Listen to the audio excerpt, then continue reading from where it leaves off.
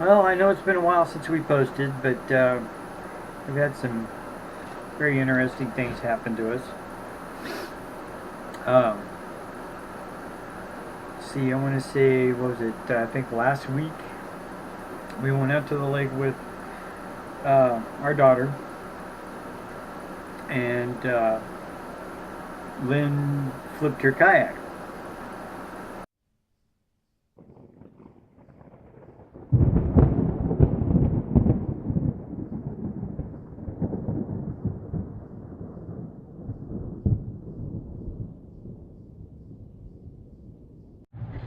Say hi, Leah. Hey, Grandpa, nice to see you again. You're running out of battery.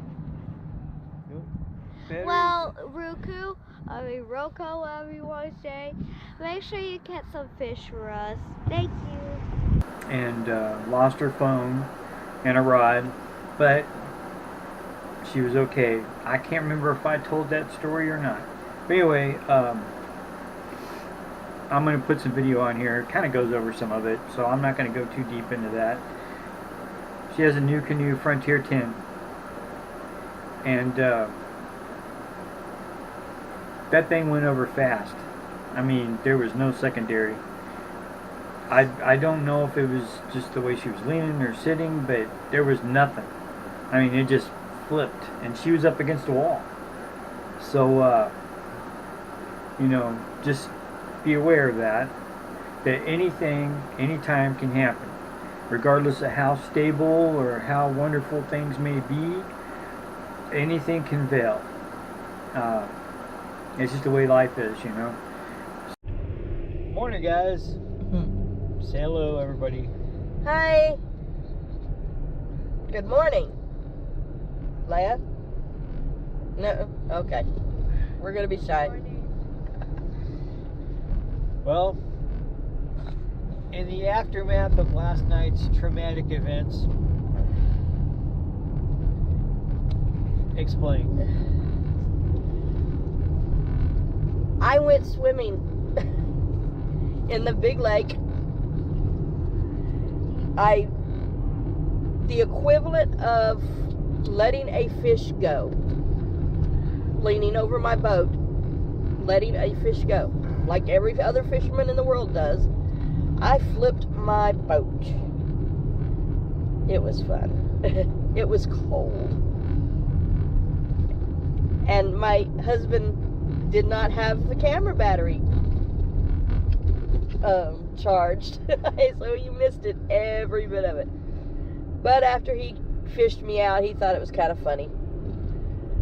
Lost a good fishing pole. Dang. But on the upside, those black packs, they float. So I saved everything but one fishing pole and my hog trough. And I flipped the boat back over, and so I got to where I could stand up, because I'm short, and this was like 20 feet of water. And we went home. Hey guys, well, the wife went into the store to try and pick up some donuts for little butt back there. Hey! It was a pretty interesting night last night, and I think she found out that it's very important to have your life vest on, regardless of how well you can swim or what you can do. That water's cold. You get to where hypothermia sets in, it doesn't matter. And she couldn't get back in the kayak. So let that be a lesson to you. Always make sure when you get a new kayak, take it out, test its boundaries, and then practice getting back in that thing. And always wear your life preserver, because you never know. And it doesn't matter how stable a kayak is, there's always the unexpected. Nobody foresees that can happen. So it's best to be prepared, just in case of the eventuality. This is going to sound like a bummer tonight, but listen to the end, and there's more good that will probably come out of it than was bad. So I stayed up almost all night Saturday night. And the wind really died off. I think it got a little chilly, but it wasn't bad.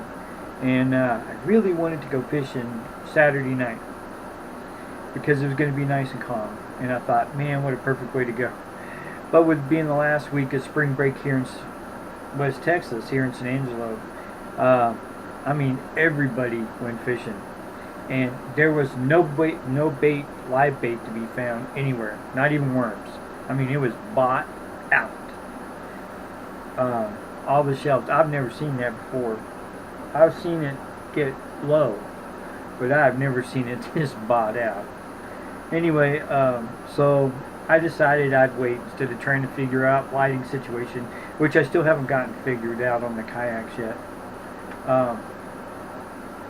I'd wait till morning, and I'd go to our state park here at O.C. Fisher, because hardly nobody goes there to fish, because you really got to have a boat.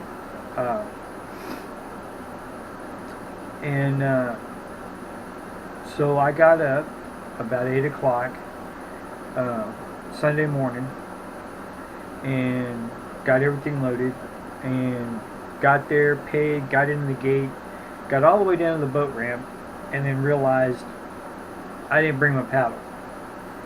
So I called my wife. Now keep in mind, this was trying to let me know something, and I didn't pay attention. So if you encounter things like this, stay off the water. Somebody's trying to tell you something. But anyway, so she came, brought my paddle, and she drove off, and I realized that I had forgot to bring also my tiller handle for the trolling motor.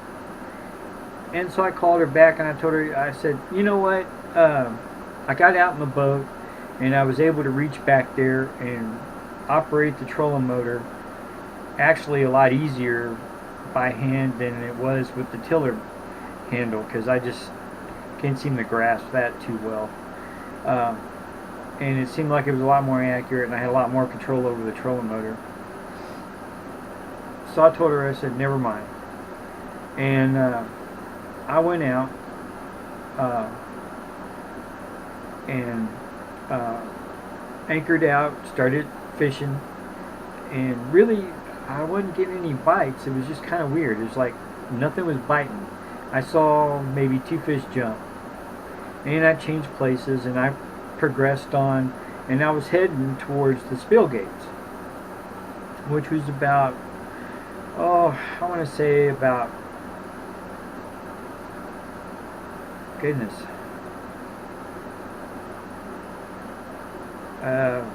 3/4 of a mile from the boat ramp. Maybe a mile, I'm not for sure. It was well within sight, but it was pretty far away and in open water.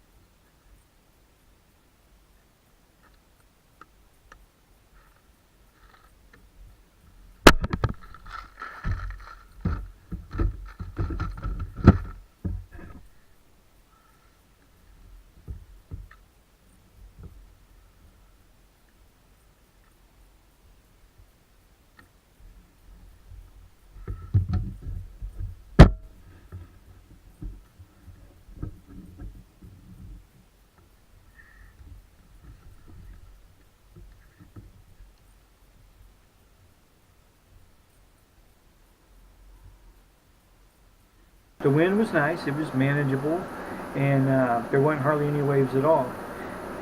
I got almost all the way to the spill gates, and then a freak windstorm came up. I mean, just out of nowhere. And it went from about 4 to 5 miles per hour to over 40, like that. And I turned around and I kicked that trolling motor up to 5 as fast as it would go, but being a 30-pound thrust, I mean, you can only go so fast. So I started heading back, and all the way from the spill gates, once you get about 50 yards away from the spill gates, there's a big tree line that goes pretty much all the way back to the boat ramp. And man, those waves were hitting. By the time I started back, it went from white cap into swells, and I was getting 3-foot waves, 2 to 3 foot. I mean, it was coming, and the boat started taking on water. I had, like an idiot, I had scupper plugs in. Well, that turned out to be a mistake, and that boat started taking on water. It was just the inside, not on the inside of the hull, but just on the inside of the boat where I was sitting. And those waves were catching me, and man, I wasn't making much progress at all. I finally made it to just right at the edge of the tree line, and that wind picked up, and when it did, that trolling motor was no good anymore, and it blew me into the trees. And I'm sitting there abreast to the waves and the wind. I mean, I'm sideways, the worst possible place you want to be in a storm like that. And I was alone. There was nobody out at the lake that you could see. I mean, it was just me. There were some other guys fishing, but when the wind picked up, they left. So I was pretty much by myself.